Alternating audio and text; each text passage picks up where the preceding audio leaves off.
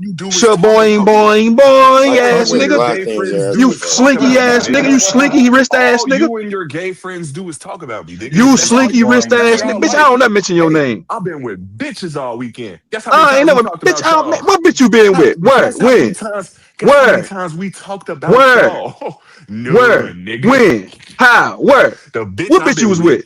The bitch I've been with. Where? So Nigga, bad. what's her The name? bitch I've What's her been name? with. So bad. The bitch I've been with. What's So her name, nigga? Stroke it with the you couldn't motion. talk to this Slow bitch. roll it. Matter of fact, you can't talk to the next bitch. My You can't baby talk to this bitch I Zoe pulled out of called fucking. me. Ooh, should I share this bitch channel?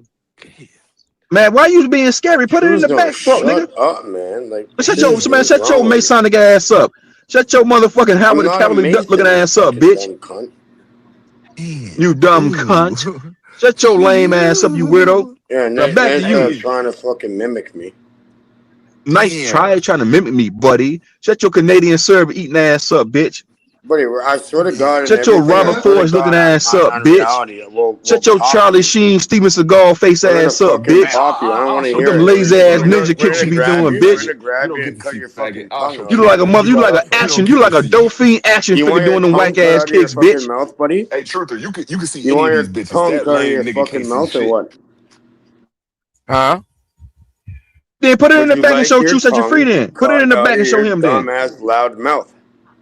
Put it in the back and show him then. You will never see these bitches. You thirsting over. I seen Zoe though. Out of Home Depot. I seen Zoe though. You thirsted out the. I seen Zoe though. Yeah, you're right. I seen Zoe. Yep. I seen Zoe though. I know your window washing, cleaning ass. I seen Zoe though. In 4K. Now I'm gonna chill for a bit because I got food on the way. I seen Zoe in 4K, my nigga.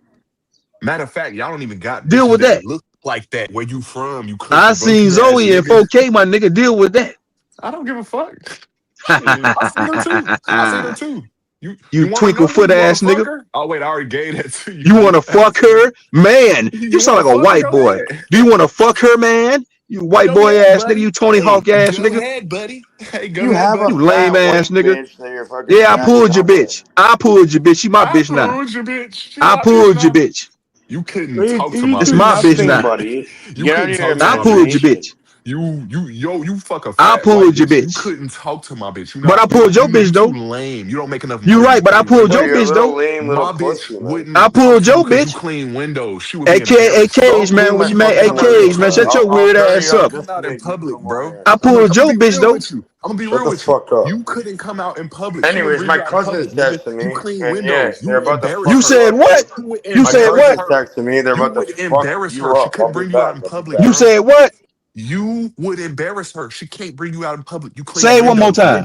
Say it one more time. Say one more time. Say one. And you suck dick for a living. You wear yoga pants and suck dick, gay ass nigga. You wear yoga pants and suck dick, nigga. Shut up. Oh, what he do? You wear yoga pants and your cheerleader gone now, bitch. You wear yoga pants and suck dick, bitch. All her friends gonna look at her crazy. Talking about you with the motherfucker, nigga. And you paint houses, bitch. You paint houses, nigga. You a gay carpenter. You a gay carpenter, nigga. Shut up. I got him. See, I cut him deep. He mad. You a gay carpenter, nigga. I cut him deep. His feelings hurt. Shut your Josh Kelly looking ass up, nigga. You use and abuse yourself on camera, bitch, and say you got into a fight. You flogging ass, nigga. Look how bad he finna be. And then say you went and played D1 basketball. Another, you flogging ass, nigga. And then say that Zoe, and then say that Zoe that you pulled a bad bitch at Home Depot. You was in there getting paint to paint a house, bitch. You was in there getting paint to paint that bitch's house, pussy. It's good publicity. Keep growing, man. You so goddamn gay. Since yesterday, I'm man, you so goddamn gay. You said what? How many subscribers you got? I got about 12. All I need is 50, and I'm going live. So you got 12 subscribers. I just go live right now. Yesterday, I can't. I need 50. No, you don't. You stream your stupid gay bitch. Oh shit! You can go live on StreamYard with 5 subscribers, stupid bitch. This shit work. I don't know how none of this shit works. Show me how it works. You ain't doing nothing. I'm not showing you a motherfucking thing, for a bitch ass nigga. All you do is talk to gay niggas all day. I done told you what to do. Man, you got a crush on Zay. Let's keep it real. You got a whole crush on Zay. First, we talking about the. You got a whole crush on that nigga, man. You want to be that nigga boyfriend low key. You like dick low key. You don't like pussy. You don't like women. This nigga all over the place. You said what? Now I don't like women. First you don't, nigga. That's cap. That's flies. Let me ask you a question then. Let me ask you a question then. So why? Let me ask you a question then, nigga. So why would a gay man? Hold on, nigga. Hold on. Why would a gay man offer to buy you a car then? Hey, Dirty Ice. Hey, Dirty Ice. Has a gay man offered to buy you a car before? He got the mind of a little girl, dog. He don't know how to stay focused. What? Why would a gay man offer to buy this nigga a car? That stutter I'll be telling you about. Yeah, why would a gay man offer to buy this nigga a car if he wasn't gay his goddamn self? Why are you hanging around a gay man? Keep switching to 3 different things. What subject you on now, nigga? No, nigga, you said a gay. Let's deal with the gay man bought you a car. You all over the place, faggot. Why did a gay man offer to buy you a car for, nigga? No. Let's start with the first thing. Let's address one thing at a time, because you just all over the place. No, we're gonna deal with that first, nigga. No, bitch, we dealing with that first, pussy.